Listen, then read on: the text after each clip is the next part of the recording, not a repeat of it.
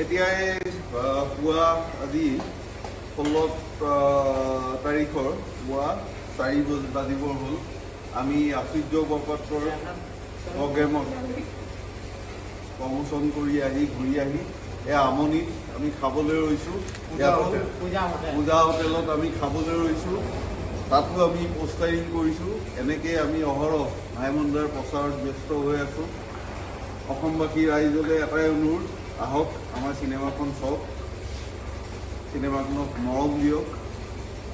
আমি এটা দৃঢ় বিশ্বাসেৰে ক'ব পাৰোঁ যে চিনেমাখন চাই আপোনালোক নিৰাশ হৈ নুভতে। আপোনালোকে এখন সুন্দৰ ছবি উপভোগ কৰিব পাৰিব। আপোনালোকো আহক, আমাক সহযোগ কৰক। বাকী সকলো বাদ 23 মে'ৰ পৰা ভাইমন্দা ষ্টাৰ্ট।